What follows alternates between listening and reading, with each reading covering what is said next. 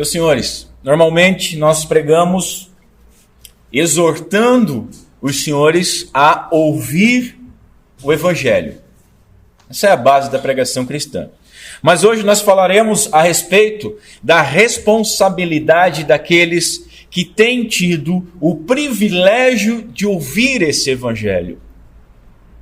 Quem ouve tem uma responsabilidade muito grande. É importante que todos ouçam a mensagem da salvação. Todos têm que ouvir. Contudo, esta mensagem traz uma grande responsabilidade. E guardem isso: apenas ouvir o Evangelho não salva. Na realidade, pode piorar e muito a situação daquele que despreza a sua mensagem. O Evangelho exige de nós sempre uma resposta. E devemos lembrar de Paulo em 2 Coríntios, quando diz o seguinte: porque para Deus somos o bom perfume de Cristo, nos que se salvam e nos que se perdem. O bom perfume é em ambos os casos.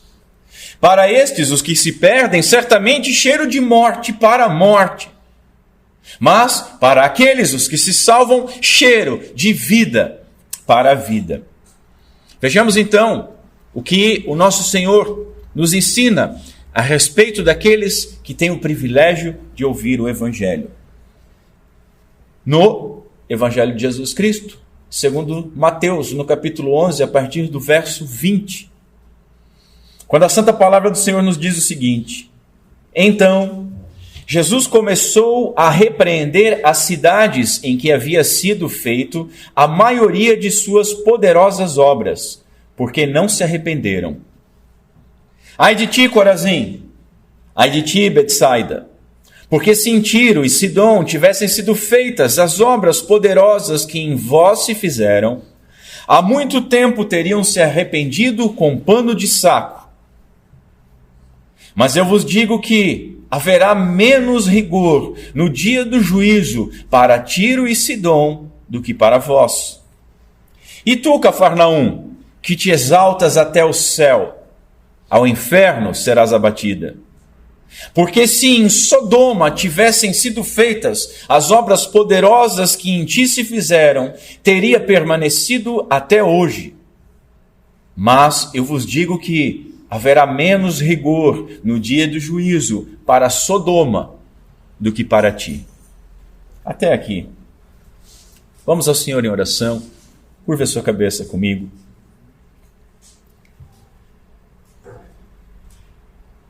Senhor Deus, nosso Pai,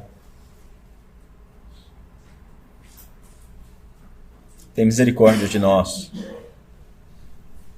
nesta manhã em especial. Ajuda-nos, Senhor, a compreender a responsabilidade que o privilégio de ouvir o Teu Santo Evangelho traz sobre cada um de nós. Não permita, Senhor, eu te peço, que nós saiamos da mesma forma que nós entramos aqui esta manhã para renovar a aliança em Cristo Jesus. Não permita, Senhor, que aqueles que não têm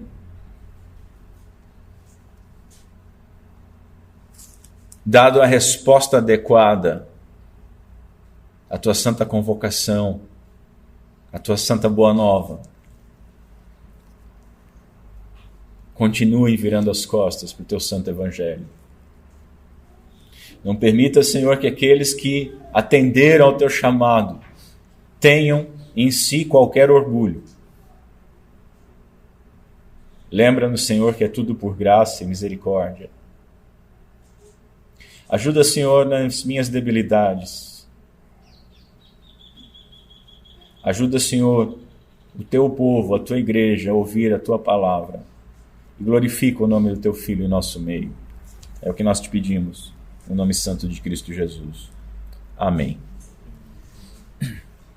Meus irmãos, na nossa última oportunidade nós vimos que Jesus Cristo comparou aquela geração em que ele vivia com meninos insatisfeitos, que haviam se escandalizado tanto com o rigor de João Batista e não menos com a simplicidade do nosso Senhor. E vimos também que os enviados de Deus, eles não podem satisfazer esse tipo de pessoa que está sempre insatisfeita, porque elas estão obstinadas a não serem agradadas. Vimos ainda as terríveis acusações que fizeram a João e ao próprio Senhor Jesus Cristo. Vimos ainda que em todas as gerações há pessoas insatisfeitas. E assim, nós fomos advertidos a não sermos nós esses insatisfeitos com Deus. Hoje, nós veremos alguns temas teológicos que o nosso Senhor apresenta aqui nessa passagem, como, por exemplo, o objetivo dos milagres e da pregação, a soberania de Deus na salvação, que haverá um julgamento final, e esse julgamento tem gradação na condenação. Depois, nós veremos o Senhor comparando os lugares que ele visitou com as cidades que foram amaldiçoadas pelo juízo divino. E aí nós veremos que aquelas pessoas que vêm esporadicamente às igrejas e não se arrependem, elas se assemelham e muito àquelas cidades que o Senhor Jesus visitou em algumas oportunidades e que também não se arrependeram. Por fim, nós veremos que muitos membros de igreja, batizados, comungantes, que fizeram uma profissão de fé apenas exterior, mas não se arrependeram de fato, esses se assemelham àquela cidade onde o nosso Senhor Jesus Cristo morou, que teve o privilégio de ver e ouvir as suas palavras e o seu poder por um bom tempo, mas não se arrependeram.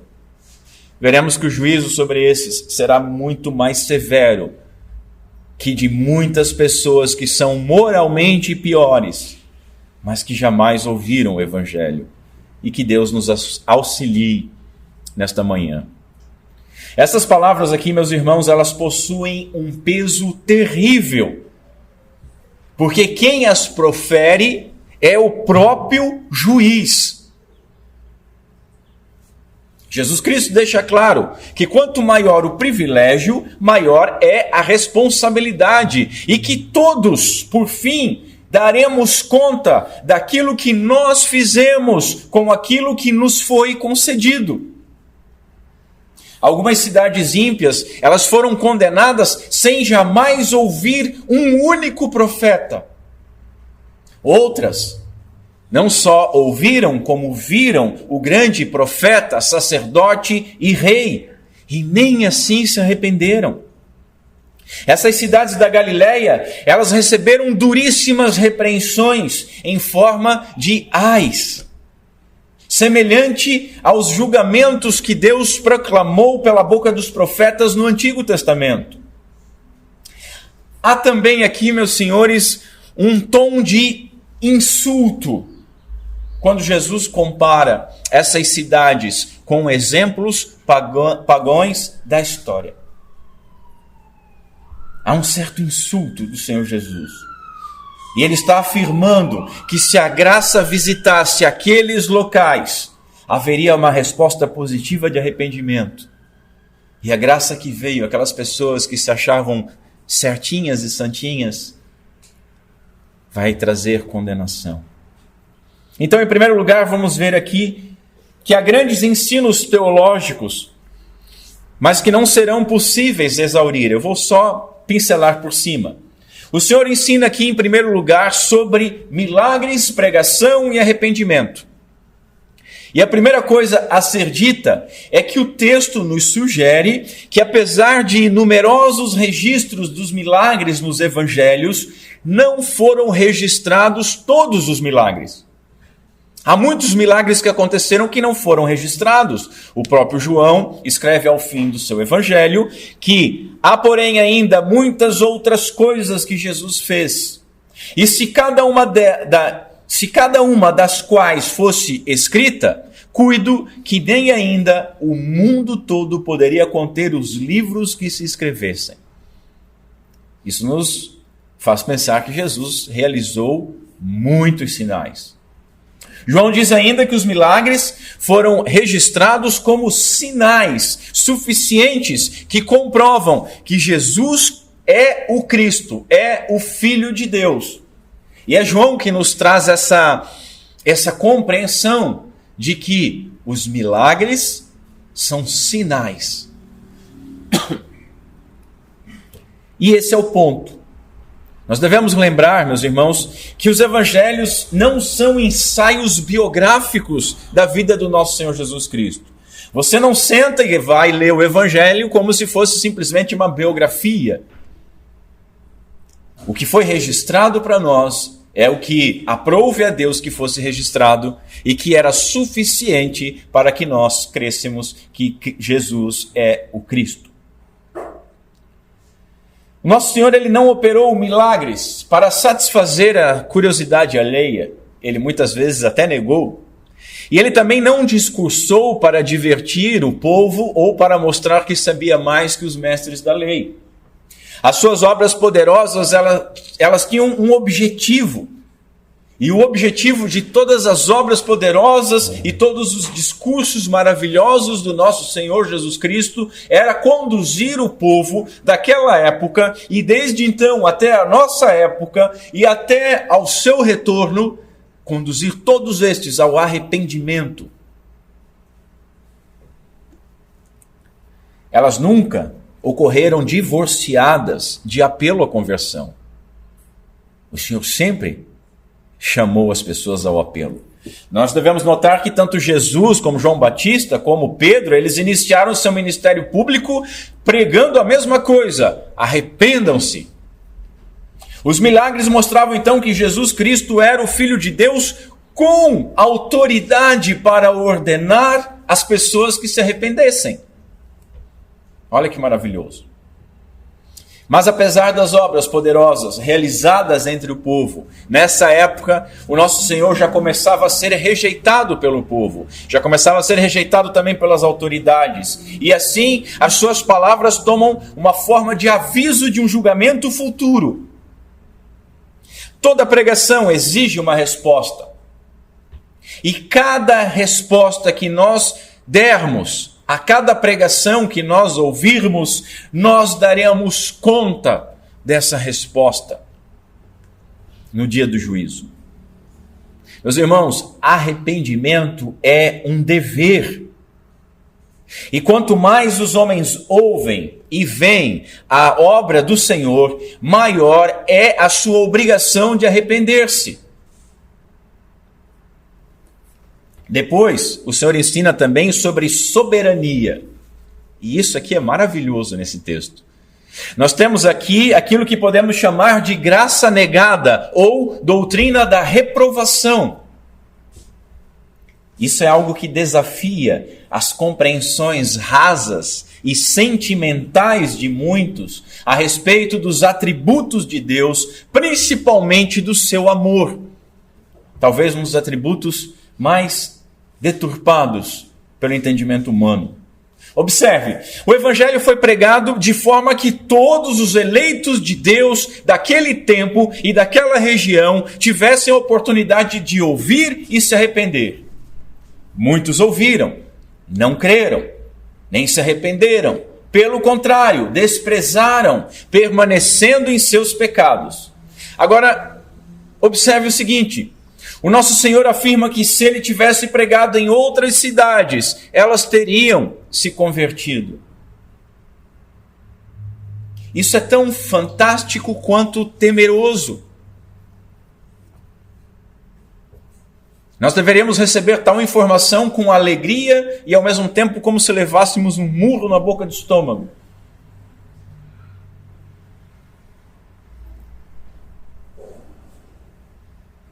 Se Deus, quando você fala em soberania, quando você fala em palavras e termos bíblicos que não foram inventados por homens ao longo da história, mas que constam nas Escrituras como eleição e predestinação, Os homens já se levantam igual um pavão e começam a dizer, não, peraí. Deus deseja que todos sejam salvos. Ora, se Deus realmente deseja que todos, incluindo cada ser humano, fosse salvo, e ele afirma que se o evangelho fosse oferecido a outras pessoas, aquelas pessoas teriam se salvado, então, meus irmãos, por que Jesus não pregou naquelas localidades? Por que Deus não enviou profetas para aquelas localidades? Essa é a pergunta de $1 milhão para qualquer arminiano. Ele não sabe dizer. E um bom calvinista também não sabe dizer. Ele só vai dizer o seguinte: aprove que fosse assim, porque Deus é soberano e nós não podemos julgar as ações de Deus, e Ele faz o que quer, como Ele quer, onde Ele quer, para quem Ele quer, porque Ele tem misericórdia de quem aprover ter misericórdia. E nós somente nos submetemos e agradecemos. Por que Ele não pregou naquelas localidades? E por que Ele pregou nestas? Ou vocês imaginam que o Senhor não sabia que as pessoas ali não iam se converter? Mesmo ofendendo os mais sensíveis, o texto afirma que o Senhor optou por favorecer uns e deixar outros à mercê dos seus próprios pecados, dos seus próprios desejos. Note que Jesus deixa claro que caso esses sinais fossem feitos nesses lugares, elas teriam se arrependido e teriam permanecido, como o caso de Sodoma. O evangelho foi negado onde ele afirmou que geraria arrependimento e foi oferecido onde a pregação gerou apenas dureza de coração e desprezo. Por isso que Paulo exclama em louvor: quão insondáveis são os teus caminhos. São insondáveis. Devemos observar com uma maravilhada adoração da soberania divina, diz o puritano Matthew Henry, que os habitantes de Tiro e Sidom irão perecer justamente no seu pecado, embora, se tivessem recebido a graça, poderiam ter se arrependido. Pois Deus não deve nada a nenhum homem. Essa é uma grande lição. Deus não te devia nada. Se Ele te chamou, foi por seu amor e beneplácito, pelo seu bem-querer. Ah, mas por que Ele não chamou fulano? Porque Deus não deve nada a ninguém. Ponto. Se Deus não deve a salvação a ninguém, então Ele não pode ser acusado de injustiça ao reter a graça de Tiro, de Sidom, de Sodoma ou de algum réprobo. Nós erramos ao observar as pessoas como neutras. Nós começamos a pensar assim: mas aquelas pessoas não receberam, como que elas vão ser julgadas? Elas não podem ser culpadas de nada. Meus irmãos, os homens não são neutros. Antes, todos pecaram e estão destituídos da glória de Deus. E se o nosso Deus condenasse a toda a humanidade, Ele não seria injusto. Ao salvar alguns, Ele demonstra a sua misericórdia, não dando a esses que Ele resolveu salvar aquilo que todos mereciam. Nós devemos compreender o seguinte: todos merecem a justiça de Deus, mas ninguém merece a misericórdia de Deus. Deus não deve misericórdia a ninguém, mas aprove Ele a estender a alguns miseráveis. E o que nós diremos? Por que Ele nos fez assim? Por que Ele faz as coisas desse jeito? Não. Fechamos as nossas bocas em temor. Essa passagem, meus irmãos, ela não foi escrita para estimular questões especulativas, mas para enfatizar o seguinte, que aqueles que foram privilegiados, eles têm maior responsabilidade. Se você tem ouvido o Evangelho, você tem muito mais responsabilidade do que aqueles que não ouviram. Dito diferente, você que está ouvindo a palavra de Deus será julgado com mais rigor do que aqueles que não ouviram, ainda que aqueles que não ouviram tenham pecados mais escandalosos. Depois o Senhor ensina que haverá um julgamento com graus de condenação. Eu lembro quando eu comecei a ensinar aqui nesta igreja, que eu fui confrontado, não, mas se tem eleição, como é que a Bíblia diz que todos vão ser julgados? Porque a Bíblia diz que todos vão ser julgados, mas não é um julgamento como nós imaginamos, com defesa, com promotoria e com um juiz que vai decidir. Não, já está decidido, nós vamos chegar lá para receber a sentença daquele que antes era advogado e naquele dia será juiz. Mas para nós entendermos isso aqui, graus de condenação, porque outra coisa que quando você fala, existem graus. Todo pecado condena, mas existem graus de condenação de pecado. As pessoas ficam meio assim, não, mas espera aí. Então tem pecadinho e pecadão? Tem. Tem pecadinho e pecadão. Então eu estou tranquilo no pecadinho? Não, porque o pecadinho te faz um merecedor do inferno. E qual vantagem que você tem de dizer, eu vou para o inferno, mas pelo menos eu vou sofrer menos que fulano? É de uma imbecilidade tamanha. Eu vou invocar o Catecismo Maior de Westminster para nos auxiliar. Na questão 150, ele diz que todas as transgressões da lei de Deus são igualmente odiosas, mas alguns pecados em si mesmo e em razão de diversas circunstâncias agravantes são mais odiosos à vista de Deus do que outros. A questão 151 vai dizer então, quais são as circunstâncias agravantes que tornam alguns pecados mais odiosos que outros? E aí aqui eu resumi, porque se eu fosse ler todas a gente ia ficar até meio-dia nisso. Alguns pecados que se tornam mais agravantes, em primeiro lugar, são em razão dos ofensores, se forem pessoas de maior experiência ou graça. O que quer dizer que, se você é um crente com mais tempo de igreja, o seu pecado é mais odioso do que uma pessoa nova na fé. Se você recebeu mais graça ou ouviu o Evangelho, o seu pecado é mais odioso do que aquele que não ouviu o Evangelho. Em segundo lugar, a segunda razão das pessoas é em razão das pessoas ofendidas.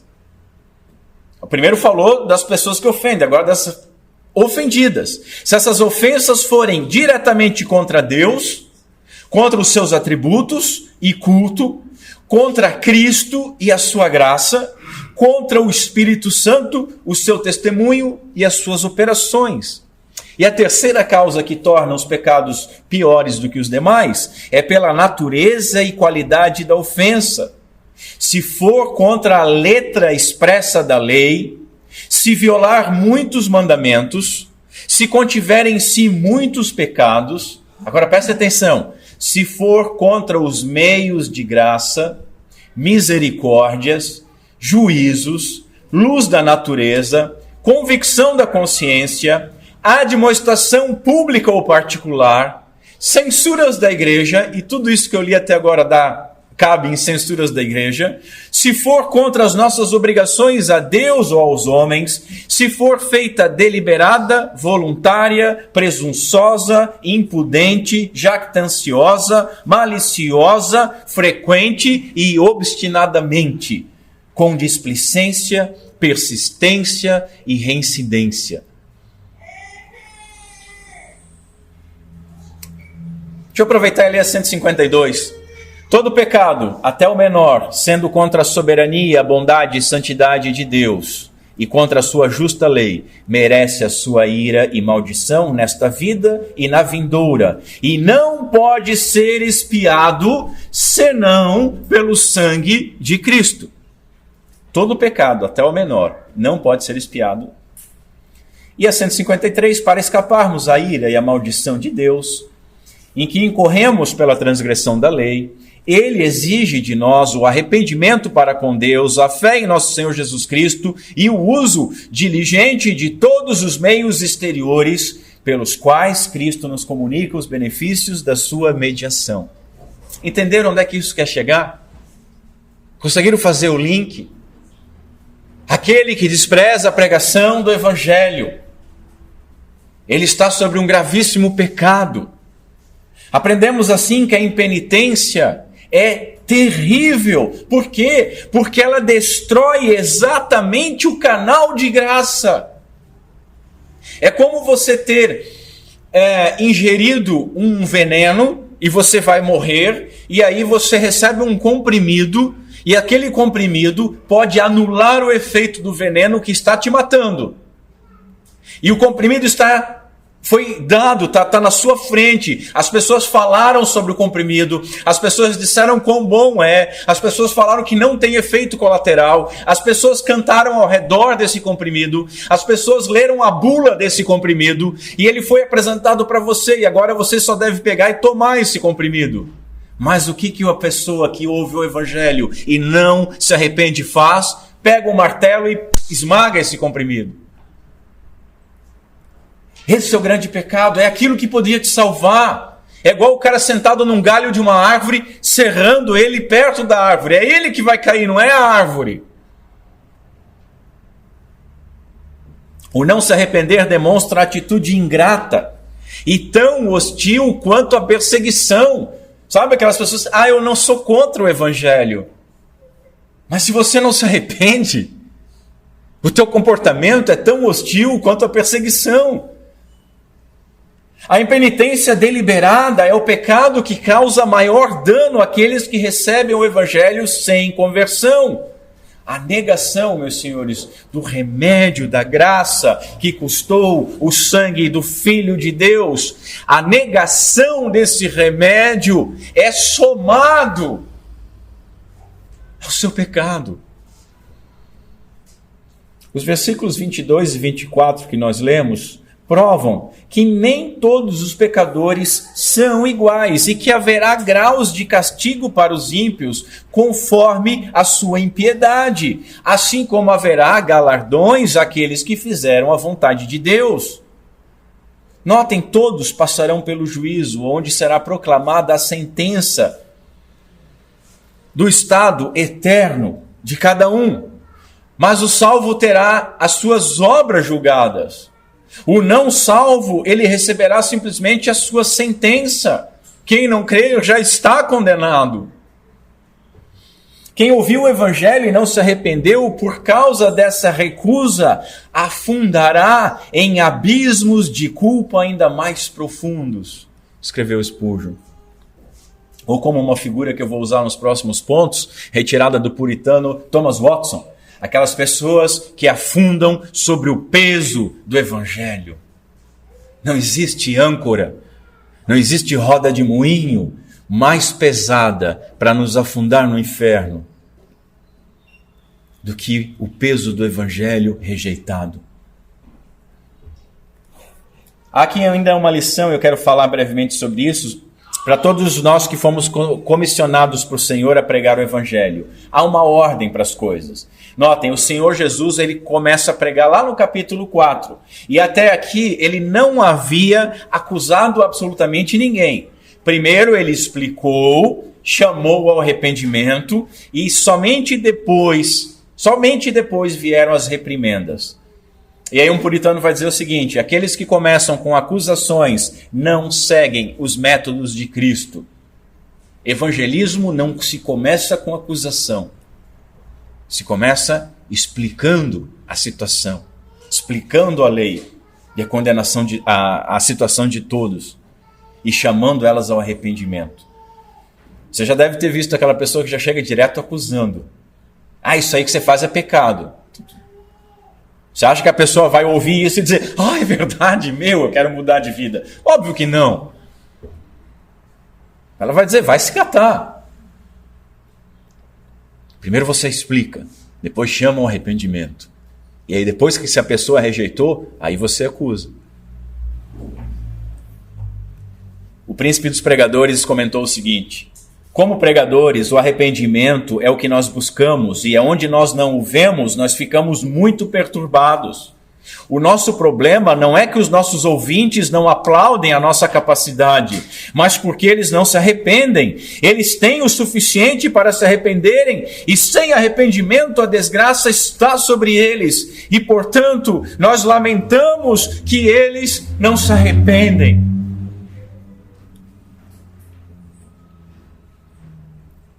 Portanto, meus irmãos, as reprimendas devem nascer de um lamento santo, preocupado com aquele que ruma ao inferno. Numa das conversas que eu pude ter com o reverendo Josafá, nesse retiro, ele falou algo que os puritanos falavam, mas ele relembrou isso que estava esquecido. Ele disse que não se pode pregar sobre o inferno sem lágrimas nos olhos. Porque o inferno é coisa séria. E é terrível. E as pessoas, principalmente crentes, fazem piadinhas com o inferno. Em segundo lugar, ai de ti, Corazim, ai de ti, Betsaida. Essas cidades visitadas, elas se assemelham àqueles que são visitantes esporádicos de igreja. Tiro e Sidom, elas tinham um comércio muito grande, eram cidades prósperas. E elas eram odiadas, segundo Calvino escreve, por sua impiedade, orgulho, libertinagem e outros vícios. E Cristo emprega essa comparação com um propósito expresso de causar uma impressão mais profunda e dolorosa nos seus compatriotas judeus. É acusar exatamente com aqueles que eles odiavam, compará-los com aqueles. Os habitantes de Corazim e Betsaida vão além dos de Tiro e Sidom em malícia e desprezo incurável a Deus. Veja, você pode vir à igreja, muito, mas pode estar desprezando mais a Deus do que outros pecadores, que não têm vindo à igreja. Entenderam isso? Repito, você pode vir à igreja, mas você pode estar desprezando mais a Deus do que os pecadores que não têm vindo à igreja. Isso é sério, meus irmãos. Notem que aquelas cidades, elas viram o suficiente. Jesus passou por elas e fez inumeráveis sinais, pregou em suas ruas. A luz eterna brilhou no meio da escuridão dessas cidades, e por isso nós podemos afirmar que os seus habitantes viram o suficiente.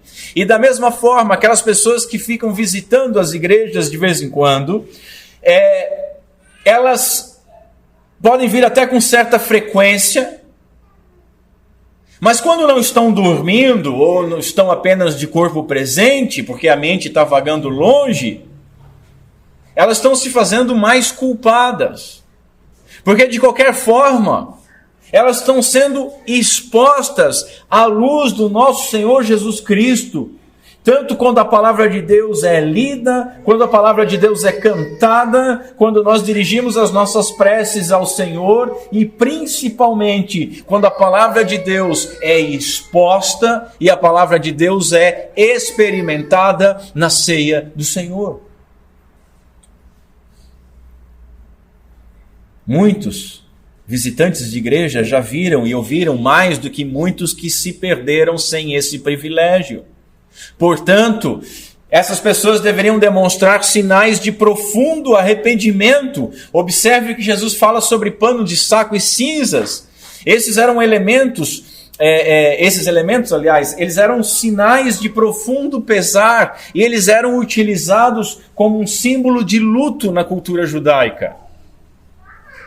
Esse pano de saco, ele era cortado na cabeça, nos braços, era vestido como se fosse tipo um colete, que mostrava a dor de um tecido grosso, um material grosseiro. E aí essa pessoa, as cinzas que acompanhavam essa demonstração de dor e de luto, elas eram depositadas ou sobre a cabeça, ou elas eram colocadas no chão e a pessoa sentava sobre essas cinzas, ou ela rolava sobre essas cinzas. Você pode ver isso nos profetas, em Jó. Está por toda a Bíblia, esses exemplos. Era uma forma exterior de demonstrar uma tristeza interior. É aí que Jesus quer chegar. Talvez você já tenha visitado igrejas algumas vezes. Talvez tenha até uma igreja que você goste de ir, ou uma igreja que você se sente bem. Mas, meu amigo, você não está aqui para se sentir bem. Muito pelo contrário, você está aqui para se sentir mal, para se sentir como o pior de todos. De todos. A pregação do Evangelho, ela busca primeiro nos colocar no nosso devido lugar. Somos pecadores, condenados ao inferno, sem absolutamente nada que nós possamos fazer. Nada. Somente após fomentar esse desespero, o que faremos, irmão? O que faço para ser salvo? Somente após despertar essa convicção de que a pessoa merece a condenação e não merece nada de bom de Deus, é que o Evangelho continua operando pelo poder do Espírito Santo de Deus, revelando então a salvação exclusiva por meio da fé na obra do Senhor Jesus Cristo. É assim que o Evangelho trabalha. O consolo do Espírito Santo somente é operado naqueles que ele primeiro quebrantou com arrependimento. O Espírito Santo não vai trabalhar naqueles que ele não quebrantou primeiro. Ele começa a obra. Ele é o vento que sopra onde quer. Ele é que traz arrependimento e fé. Muitos se sentem bem indo às igrejas hoje, sentados confortavelmente nos bancos, mas infelizmente todo esse conforto não significa nada e esses padecerão eternamente. A graça ainda traz responsabilidade. Nós podemos afundar por desprezar o Evangelho. Veja, eu falei isso, quero que você lembre muito disso. Mesmo que você não se oponha diretamente, a indiferença, ela é suficiente para selar a sua condenação. Eu arrisco dizer até que se você se opusesse ao Evangelho, seria melhor do que você simplesmente desprezar. Porque naquele que se opõe, ele ainda se ocupa em se opor. Ele ainda está prestando atenção no que está sendo dito. Agora, aquele que despreza, como ensinava minha mãe e minha avó, o desprezo é a melhor coisa que se faz com quem nos afronta. Agora, o que será o desprezo? Aquele que vem nos salvar. A oferta da graça, a oferta da misericórdia pelo sangue derramado. Nós devemos aproveitar a oportunidade de ouvir o Evangelho para que não sejamos julgados por desprezá-lo, perecendo então da maneira mais miserável do que aquelas pessoas que jamais ouviram.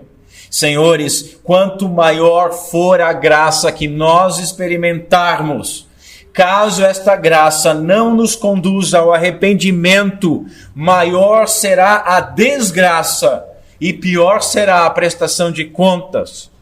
Analise quantos milagres já aconteceram em nosso meio. Quantas vezes demonstrações da graça sobrenatural de Deus esteve diante dos nossos olhos. Essas coisas têm nos conduzido ao arrependimento. O nosso Senhor tem tudo isso registrado, assim como a nossa reação diante dessas demonstrações de graça. Tudo registrado. Cristo veio ao mundo para abençoar, mas se essa bênção for desprezada, Ele tem ais armazenado, e os seus ais são mais terríveis de todos. Ai de ti. Quem falou isso foi um puritano. Sproul, ele diz o seguinte: nós seremos julgados de acordo com a luz que nós recebemos. Assim, cada vez que um pecador ele ouve a palavra de Deus e resiste, o juízo sobre ele aumenta. E seria melhor que essa pessoa fugisse da igreja. Que essa pessoa nunca mais entrasse numa igreja. Porque cada vez que ela entra, o juízo aumenta sobre ela. Mas em contrapartida, se ela não vier à igreja e não for exposta à palavra de Deus, ela está selada à condenação. E é justamente aquela situação de estar na frigideira e é ruim, você vai morrer e você pular da frigideira e cair direto no fogo. Olha que situação do impenitente.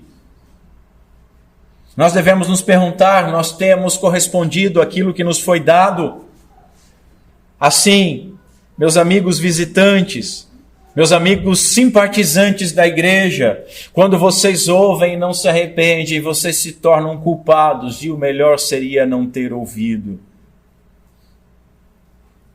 Todavia, vocês precisam ouvir, porque a palavra de Deus diz como crerão, se não há quem pregue, se não ouvirem a pregação.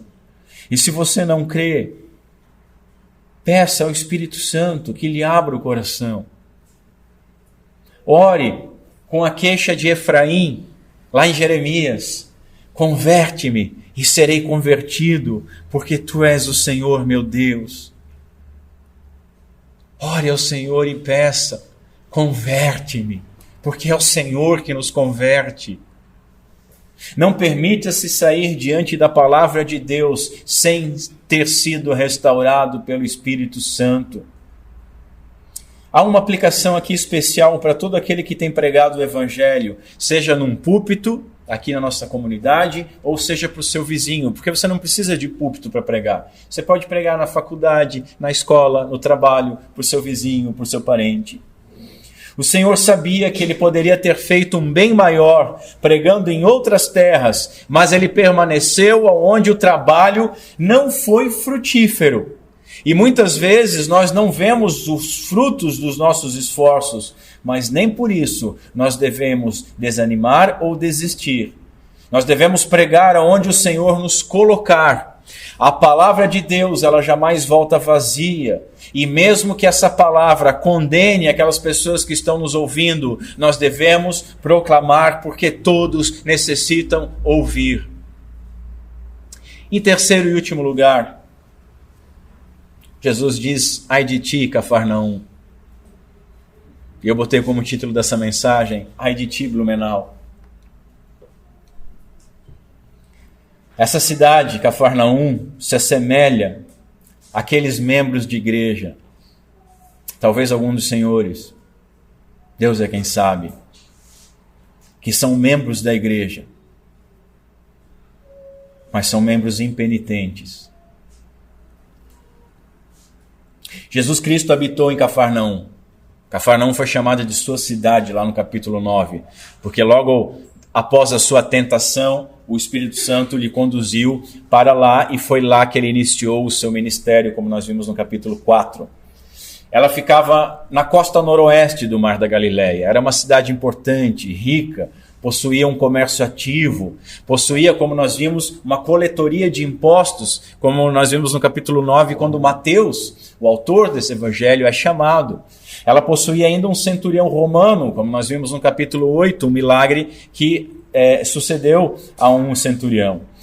Seus habitantes, eles cruzavam-se constantemente com o Messias. Você imagina o que é isso? Você imagina o privilégio?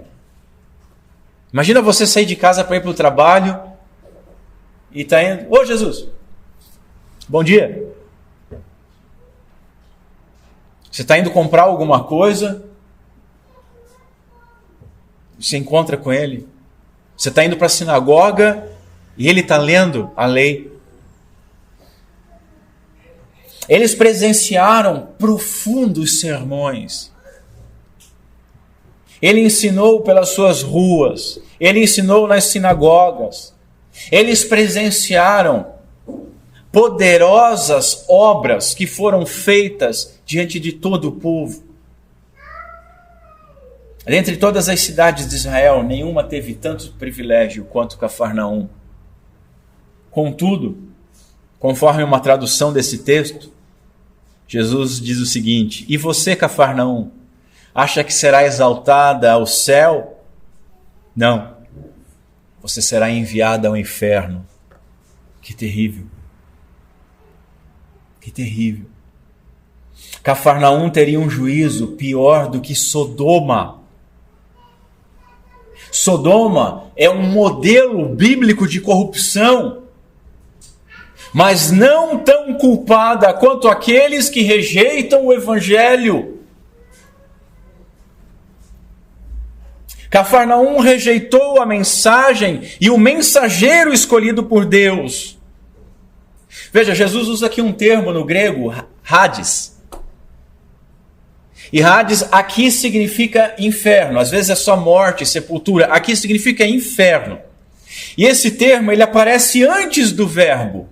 E segundo um estudioso no grego, ele diz o seguinte: fazendo ainda mais enfática essa predição cheia de maldição. ênfase essa que se perde em muitas traduções, porque a maioria das traduções vai dizer assim: serás lançada no inferno.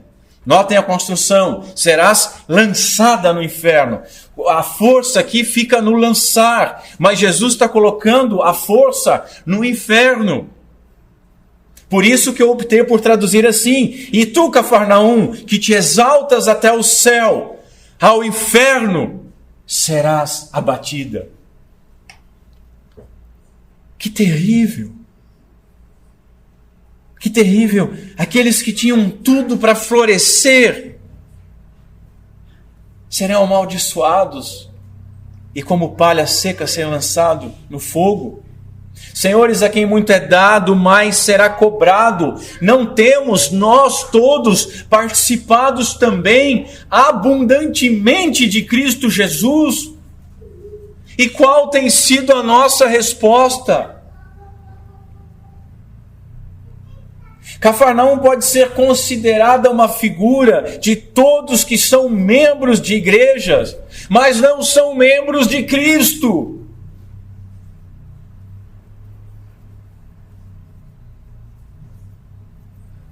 E você não vai ser liberto do inferno por ser membro de uma igreja.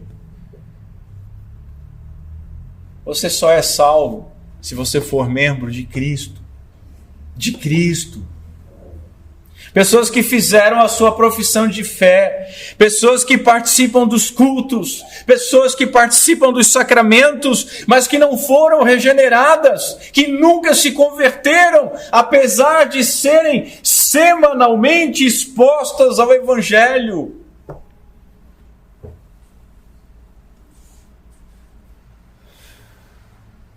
É como se você fosse um caminhão de caçamba e toda semana nós depositássemos um pouco mais de chumbo na sua caçamba. A cidade de Sodoma, assim como Gomorra, era símbolo de um lugar maldito e pecaminoso, que recebeu o terrível e justo julgamento divino. Seus pecados vergonhosos e os seus abundantes vícios que se multiplicavam pelas suas ruas fizeram dela uma cidade digna de juízo. E Jesus repete aqui a sentença do verso 22, deixando claro, meus senhores, que Deus não julga somente pelo número e pela gravidade do pecado, mas Ele leva em conta todas as oportunidades desprezadas pelo pecador.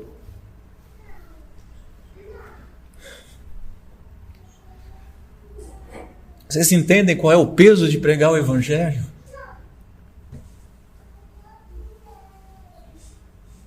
Pregar o Evangelho é igual você estar distribuindo passagem. Essa é para o céu, essa é para o inferno, essa é para o céu, essa é para o inferno. Israel sempre contou com algum profeta, e agora contava com o próprio Messias. E nós, irmãos, nós contamos com as Escrituras. fechadas, Antigo e Novo Testamento. Nós contamos com o Espírito Santo de Deus que foi derramado sobre a igreja. Nós contamos com a proclamação da palavra de Deus.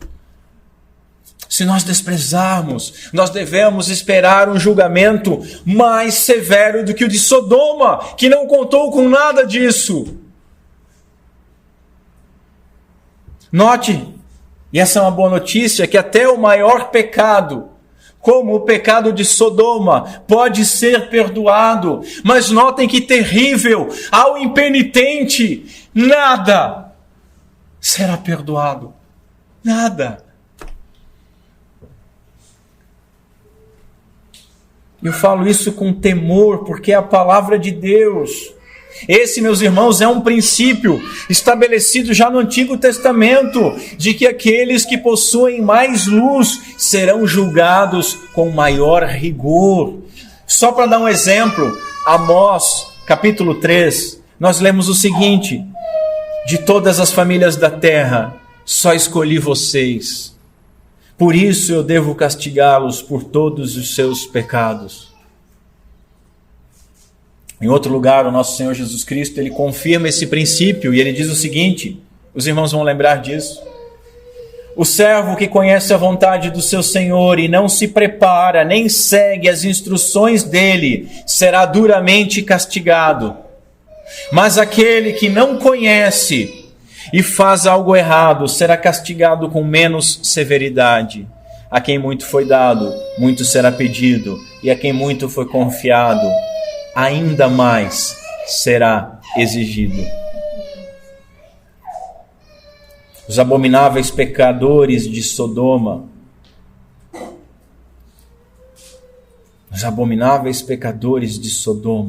eles abandonariam os seus pecados se eles vissem os milagres de Jesus Cristo. Quem fala isso é o próprio Senhor Jesus Cristo. E nós abandonamos os nossos pecados. Nós passamos a odiar os nossos pecados. Nós passamos a odiar o prazer que os nossos pecados nos dão. Nós passamos a odiar a distância que os nossos pecados impõem na comunhão com Deus. A boa nova é que por meio da graça de Jesus Cristo, até mesmo o maior pecador pode ser perdoado. E aqui eu quero falar com você que talvez tenha sido afligido por longo tempo sobre uma culpa, e uma culpa que você sente que é muito grande e muito pesada e que você não merece ser perdoado. A primeira coisa que você tem que entender é que sim, ninguém merece ser perdoado, mas você também tem que entender que ainda que o seu pecado tenha sido tão grave quanto o de Sodoma, se estiver sinceramente arrependido, você será perdoado. Note que bênção, irmãos, anjos foram enviados a Sodoma e não o Senhor, mas a nós não foram enviados anjos, foi o Senhor que foi enviado a nós. Quão grande é o nosso privilégio, quão grande é a graça a qual nós fomos expostos, quão grande é a nossa responsabilidade e quão terrível é se nós desprezarmos o Filho de Deus. Não brinque com a eternidade. Você não deve se satisfazer com migalhas que caem da mesa do Senhor. E aqueles que são membros da igreja, que nunca se arrependeram, que não são membros do Senhor Jesus Cristo, ficam comendo migalhas de bênção ao redor da mesa. Mas o Senhor te chama para sentar à mesa. A graça traz responsabilidade e nós podemos afundar sobre o peso do Evangelho. Até mesmo a capital da homossexualidade, Sodoma, se tivesse ouvido, teria se arrependido e teria sido poupada e teria permanecido, diz Jesus. O privilégio de Cafarnaum foi muito maior, portanto, ela deveria ter se arrependido. Quão terrível é desprezar o Senhor. Quão terrível é afundar sobre o peso da boa nova, como culpado pelo sangue derramado do nosso Senhor Jesus Cristo. Deus enviou o seu Filho. E aqui o seu Filho usa um exemplo dramático, de grande efeito, mas ele usa isso graciosamente para despertar aquele que dorme ao arrependimento. Portanto, desperte, porque de igual modo ele está envergonhando pela sua palavra todo pecador impenitente, todo pecador que rejeita a graça, afirmando o seguinte, que por mais moral que essa pessoa seja, ela é pior do que um sodomita. Você, membro de igreja, que não é convertido, você é pior do que todos aqueles que você abomina. E você abomina porque você se acha melhor que eles, mas você não é. Você é pior. Um teólogo diz o seguinte: vemos toda a gravidade que se reveste a rejeição da graça testemunhada. Nada, nenhum pecado, por maior e mais execrável que seja, pode ser comparado com a impiedade. Quem ouviu a mensagem da redenção pelo sangue de Cristo e, apesar disso, continua o seu próprio caminho em oposição a Deus, sobrecarrega-se com uma culpa maior do que a do pior criminoso. E isso não é uma avaliação humana, mas do próprio Deus santo, justo e insubordinável. Nós, seres humanos, com certeza nós daríamos uma sentença muito diferente. Para nós, uma transgressão moral ou ética visível seria muito, muito pior do que uma submissão não realizada a Deus Santo. Nós achamos que alguns pecados são muito piores do que virar as costas para o Senhor Jesus. Nós condenamos com mais força as pessoas que se desviaram moralmente do que aquelas que conduzem a sua vida com uma justiça própria, autocrática. Nesses lamentos, nós reconhecemos que os nossos critérios estão errados porque eles estão deturpados pelo pecado. Meus senhores, nós erramos tentando julgar o justo juízo de Deus. E o justo juízo de Deus é que aquela pessoa que nós olhamos lá fora, abominando ela, o pior pecador que você pode imaginar, ele não é tão pecador como aquela pessoa que está sentado dentro da igreja, ouvindo o evangelho e não se arrependendo. Jesus diz o seguinte em João capítulo 3, e quem crê no Filho de Deus tem a vida eterna. Quem não obedece ao Filho não tem a vida eterna, mas a ira de Deus permanece sobre ele. São palavras duras que demonstram a nós que o único pecado que condena homens ao inferno é a recusa de crer em Jesus Cristo, justamente porque ele, como nós falamos a princípio, é o remédio, justamente porque ele é o substituto. E daqueles que não creem nele, ele não é o substituto. E caso ele não seja o seu substituto, é você quem receberá a punição eterna. Assim nós podemos entender que aquele que recebeu privilégios poderia ser elevado até os céus, mas pela sua rejeição será abatido até o inferno. Meus amigos, Jesus Cristo pode salvar todos nós. Não há nenhum pecador que ele não possa perdoar. Todavia, caso nós agravemos os nossos pecados com o peso de desprezar o nosso Senhor Jesus Cristo, nós seremos condenados e receberemos uma punição pior do que os habitantes malditos de Sodoma. E isso é terrível. Sodoma, ela terá muitas coisas pelas quais responder. Mas ela não vai responder pelo pecado de desprezar Cristo, como Cafarnaum. O evangelho tem cheiro de morte para alguns, um cheiro que mata.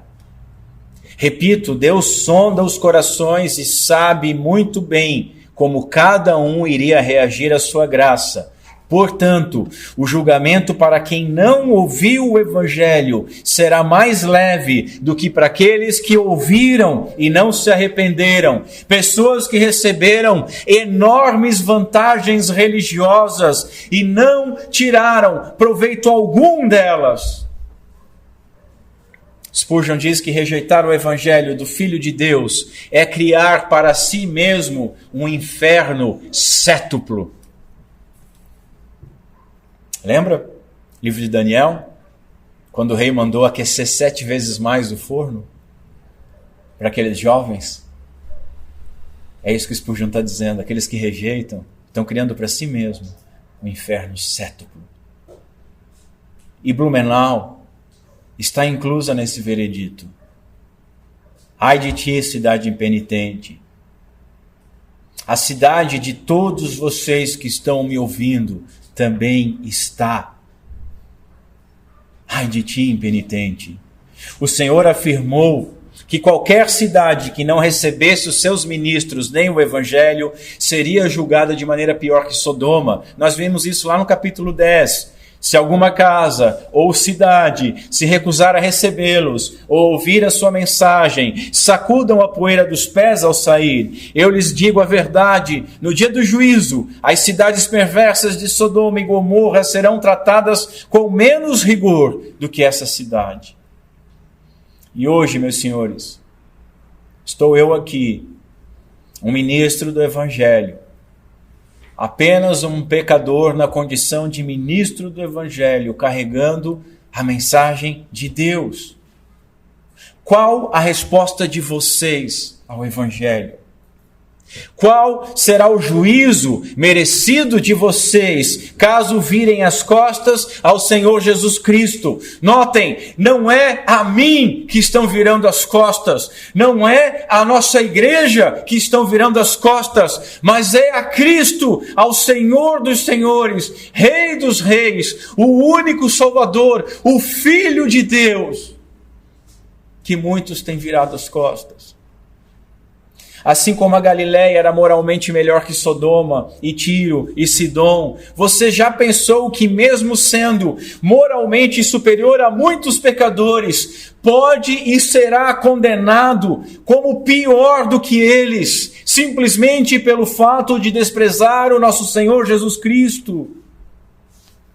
Nós não sabemos muito sobre os juízos de Deus, mas sabemos que podemos confiar que Ele fará um julgamento justo. E sabemos pelo texto que o dia do julgamento levará em consideração a oportunidade de cada um. Portanto, você que está me ouvindo, ouça e aproveite a oportunidade. Hoje nós temos a Bíblia em nossas mãos, em nossos celulares. Hoje nós temos o Evangelho sendo pregado ainda abertamente com liberdade. Nós estamos no tempo da graça. Repito, o Espírito Santo foi derramado sobre a igreja. Nós temos, meus irmãos, muitos mais privilégios do que Cafarnaum, ainda que Jesus andasse por aquela cidade. E por ter mais privilégio, nós teremos uma prestação de contas correspondente a esse privilégio. Note que Jesus fala daquilo que ele sabe.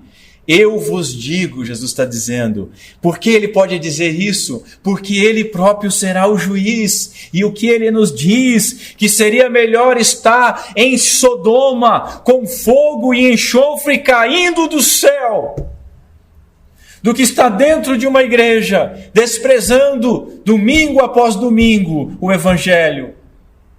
As vantagens do Evangelho, se mal usadas, farão os pecadores afundar ainda mais e somente agravarão a prestação de contas. Normalmente eu falo dos irmãos e lembro daquele dia quando muitos dirão: Senhor, Senhor, em teu nome fizemos isso, fizemos aquilo. E ouvirão: apartai-vos de mim. Agora imagine-se, diante do tribunal de Cristo, ouvindo ele dizer: eu conheço a sua vida, você recebeu luz, você ouviu a Bíblia sendo pregada semana após semana, e apesar disso, nunca se arrependeu. Portanto, o seu castigo será pior do que o castigo que eu derramarei sobre os habitantes de Sodoma. Já pensou que coisa horrível ouvir essa sentença? Ryle diz o seguinte: por certo, essas palavras deveriam fazer tinir os ouvidos de todos os que ouvem regularmente a pregação do Evangelho, mas não querem se converter. Quão grande é a culpa de tais homens diante de Deus! Quão tremendo é o perigo espiritual em que se acham dia após dia. Nós compartilhamos, meus irmãos, algo em comum com Cafarnaum.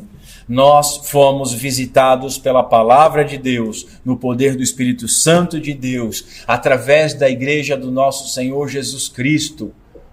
São os meios de graça que nos foram dados. Nós recebemos um privilégio incalculável, mas se nós desprezarmos, receberemos também um juízo incalculável. Nós podemos ser moralmente mais respeitáveis do que muitos, mas nós seremos mais culpados caso desprezemos essa luz que nos é concedida. O que temos feito em relação à visitação da palavra de Deus? O que nós temos feito? Há alguma razão que justifique a incredulidade da nossa parte? Há alguma coisa que nós podemos dizer em nossa defesa? Senhor, eu tenho sido incrédulo por causa disso ou daquilo. Pior do que nunca ouvir o Evangelho é ouvi-lo e não se arrepender. Não há nada pior do que um pecador que ouve com frequência aquilo que deve fazer e se nega a fazer.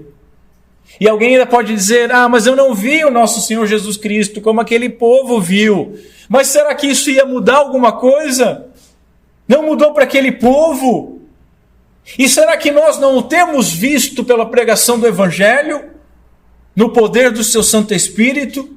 Será que nós não temos a companhia dele quando lemos as nossas Bíblias?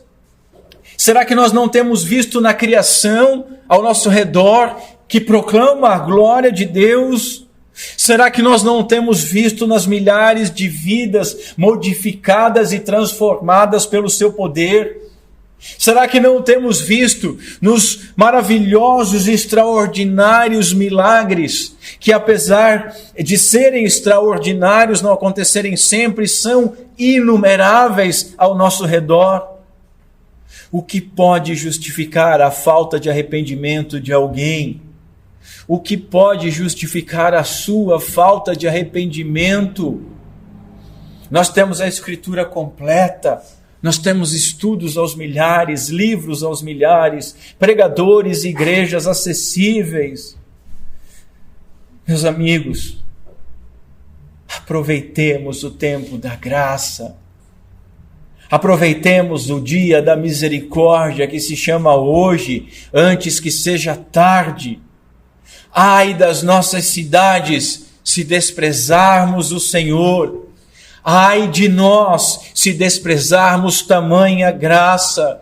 Ai de mim, se pregando o Evangelho, desprezar essa graça e vier me perder. Que Deus seja misericordioso conosco e glorifique o nome do Senhor Jesus Cristo em nossas vidas. Spurgeon, ensinando aos seus alunos, ele dizia que eles deveriam sempre lembrar os ouvintes que todo sermão evangélico faria os seus ouvintes piores, caso não os fizesse melhores. Se você está ouvindo esse sermão, e esse sermão não te fizer melhor, tenha certeza que ele te fez pior. E corra para a cruz de Cristo.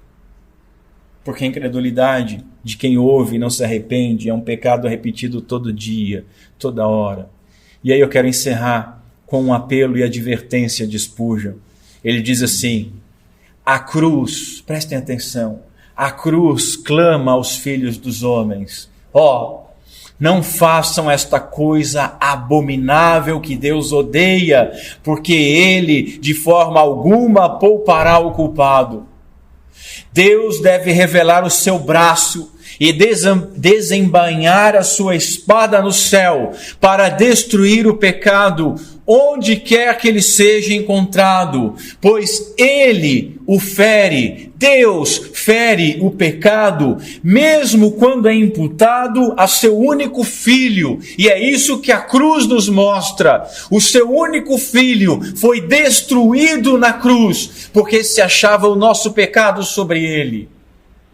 Se Deus fere assim o perfeito que leva os nossos pecados, você imagina que ele não vai ferir o pecador que rejeitar o seu amor? Que Deus Pai seja misericordioso conosco, por meio de Cristo Jesus. Amém. Vamos ficar em pé.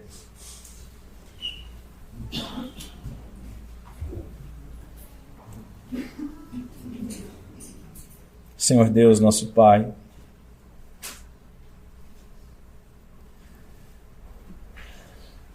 tem compaixão de nós, Senhor.